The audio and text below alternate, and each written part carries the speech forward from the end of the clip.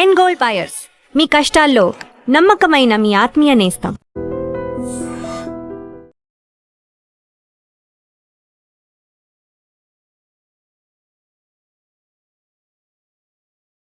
సమాజంలో మార్పులు వచ్చాయి. ప్రజలు ఏ విధంగా దానికి అలవాటు పడ్డారు, ఏ విధంగా అక్కడ గ్రాస్ డొమెస్టిక్ ప్రోడక్ట్ ఏదైతే ఉందో అది పూర్తిగా తగ్గిపోయి ఆ స్టేట్ ర్యాంకింగ్స్ కూడా పాడైపోయాయని మన అందరికి తెలుసు. సో ఆ పరిస్థితి రాకుండా మనం అందరం కూడా కృషి చేయాలి. అండ్ ఈరోజు ఈగిల్ ఫోర్స్ వారు చాలా ముఖ్యంగా ఈ పనిని ముందుకు తీసుకెళ్తున్నారు. వారందరికీ నా అభినందన తెలియజేస్తున్నాను. మంచి మంచి కేసులు డిటెక్ట్ చేస్తున్నారు. మీ హైడ్రోపోనిక్ కేసు అని కొన్ని రోజుల క్రితము వీళ్ళని పట్టుకుంటే గానీ, అరెస్ట్ చేస్తే గానీ మనము విజయం అనేది సాధించలేము. అయితే వీళ్ళని సహకరిస్తూ ఇతర జిల్లా ఎస్పీలు, కమిషనర్లు అందరు కూడా వారు సహకరించాలని వారికి నేను ఆదేశాలు కూడా ఇచ్చాను. అదే కాకుండా విద్యా సంస్థల్లో రాష్ట్ర ప్రభుత్వం ఒక కొత్త జియో తీసుకురాబోతుంది. దాంట్లో ఏంటంటే anti drugs and safety committees అని ప్రతి విద్యా సంస్థలో ఏర్పాటు చేసుకునే అవసరం ఉంటుంది. ఇది కంపల్సరీగా ప్రతి విద్యా సంస్థలో ఏర్పాటు చేసుకోవాలి. ఇప్పటి నుండి ఆ విద్యా సంస్థకు సంబంధించిన పిల్లలు, స్టూడెంట్స్ ఎవరైనా మాకు బయట తెలిస్తే ఆ విద్యా సంస్థ బాధ్యత అవుతుంది. విద్యా సంస్థలో వాళ్ళు స్పాటర్స్ లేకపోతే స్కౌట్స్ ని ఏర్పాటు చేసుకోవాలి. ఎవరికైనా బిహేవియరల్ చేంజెస్ ఉంటే అంటే వాళ్ళు ఈజీగా తెలిసిపోతుంది. ఎవరైతే డ్రగ్స్ కి అలవాటు పడ్డారో వారి బిహేవియర్ లో చేంజ్ ఉంటుంది. అది గమనించడానికి, అది గుర్తించడానికి వాళ్ళు స్పాటర్స్ ని పెట్టుకోవాలి. వాళ్ళ బాధ్యత ఇది. మీరు ఈరోజు చీఫ్ గెస్ట్ మీరే, మీకోసమే ఇది పెట్టడం జరిగింది ఫంక్షన్. వేదికపై ఉన్న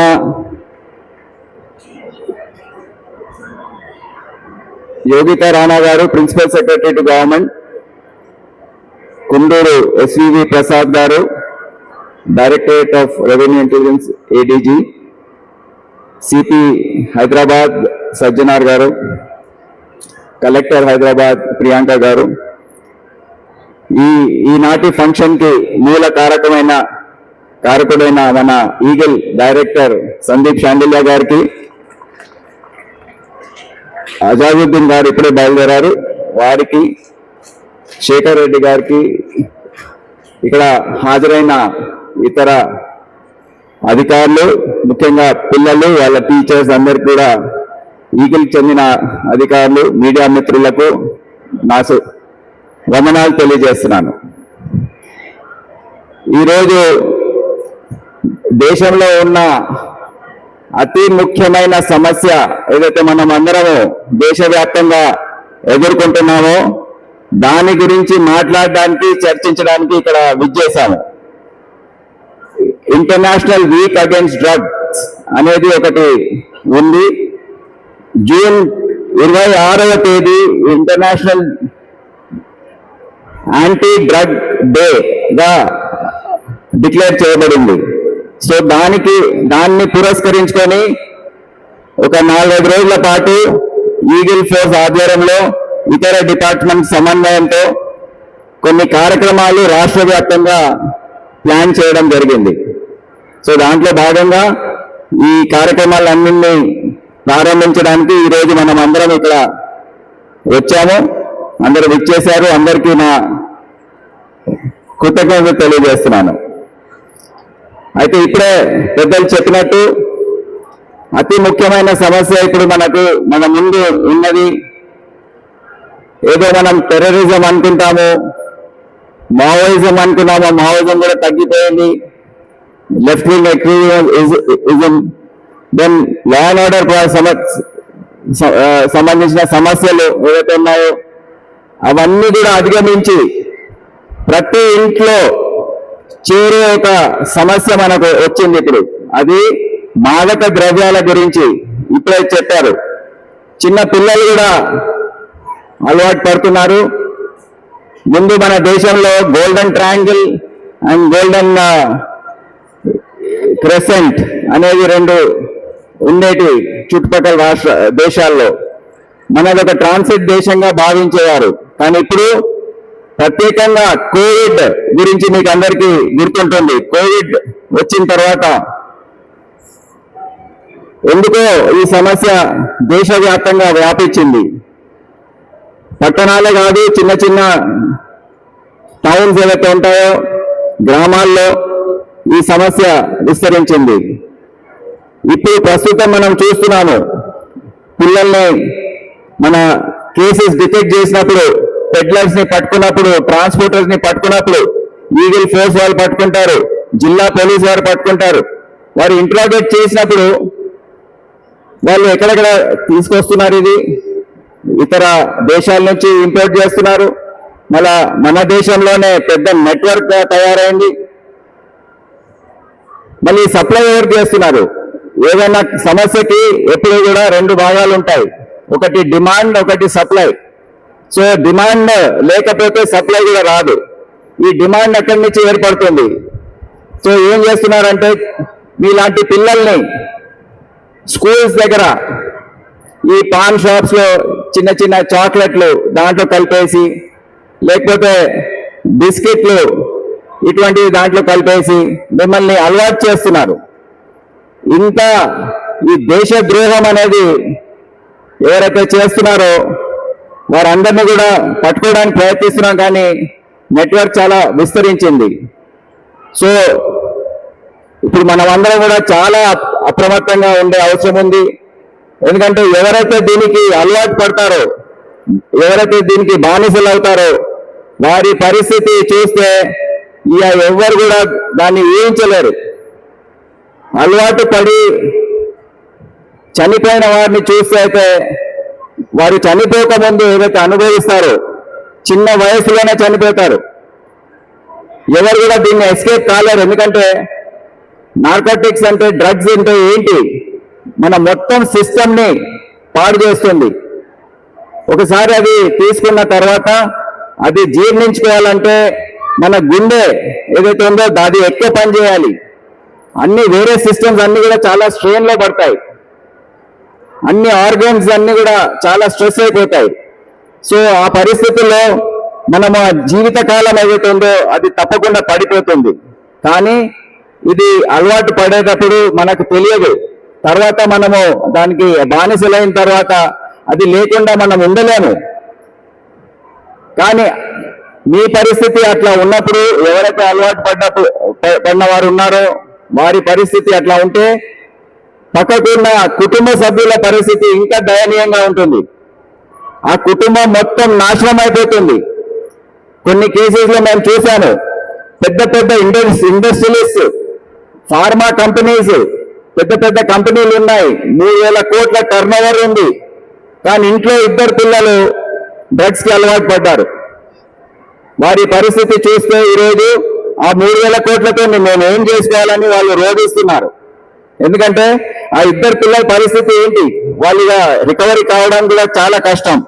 డిఎడిక్షన్ సెంటర్స్ పంపించాము, అయినా వారు మళ్ళీ బయటకు వచ్చిన తర్వాత, ఇంటికి వెళ్ళిన తర్వాత మళ్ళీ అదే కావాలని కోరుకుంటున్నారు.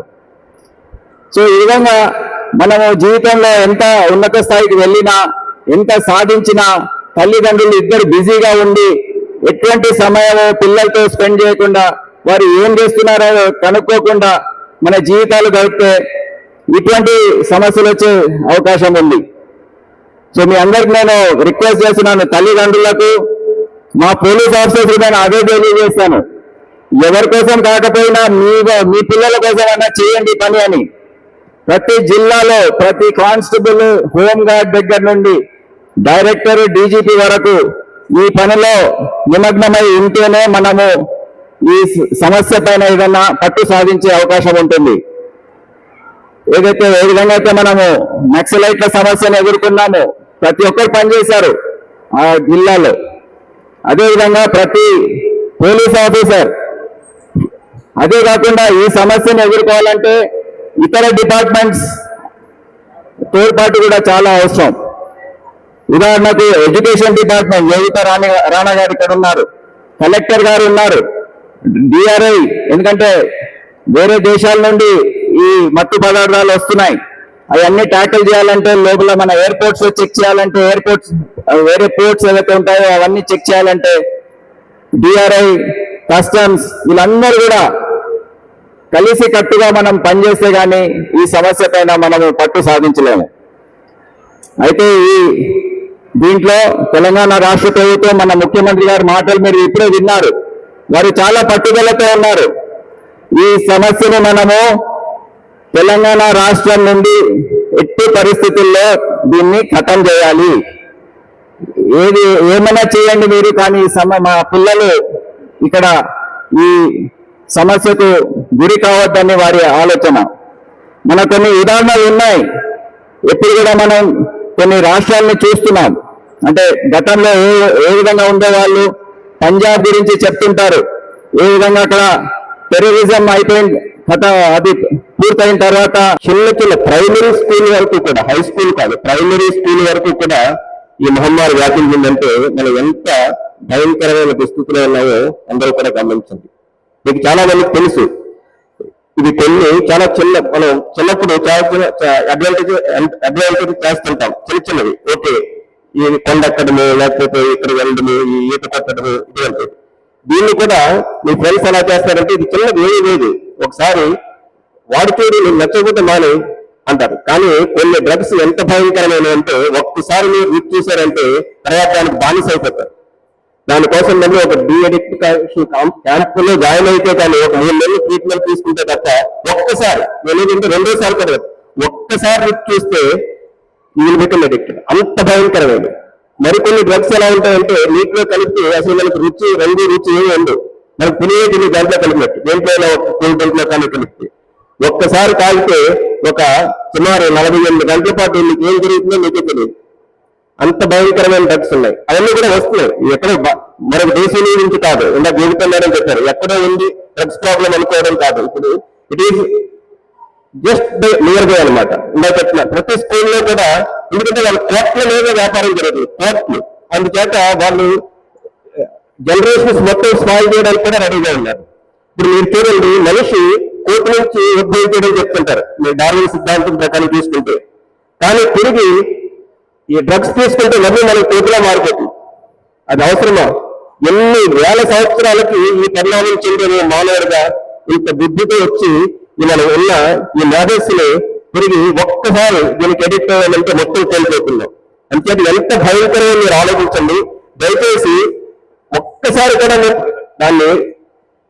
దాన్ని ఎక్కడ తాకడానికి కూడా ప్రయత్నం చేయకండి. అంత భయంకరమైన డ్రగ్స్ ఉన్నాయి. మీకు వీలైనంత వరకు మీకు ఎవరైనా తెలిసిన వాళ్ళు ఉంటే వెంటనే వారి గురించి మీ తల్లిదండ్రులకు కానీ మీ పాఠశాలలో ఉపాధ్యాయులకు కానీ మీరు తీసుకొస్తే ఎందుకంటే ఇక్కడ రకరకాల వ్యవస్థలు ఉన్నాయి. ఏంటంటే ఒక డ్రగ్స్ మాఫియాను పట్టుకోవడమే కాకుండా దీన్ని సరఫరా చేస్తున్న వాళ్ళని, మీకు అందజేస్తున్న వాళ్ళని అందరినీ కూడా సరైన రీతిలో శిక్షించడానికి ఇక్కడ యంత్రాంగం ముందు కదిలి వస్తుంది. కాబట్టి మీరందరికీ మరొకసారి శుభాభినందనలు. ఒక్కసారి ఈగిల్ ఫోర్స్ గురించి నేను చెప్పదలిచిన ఒకే ఒక మాట. Sir, we made a deterrence actually because I have seen several other states also. But when compared to other ports, Hyderabad is not preferred port for many of the importers because they have a fear that even if they are able to cross, they can't cross the border. So that much deterrence is actually given to by the Eagle Force. So I actually congratulate Sandeep Sandhu sir for making that much deterrence in the minds of the smugglers. Thank you very much for calling for this, participating in this great event, and one more time.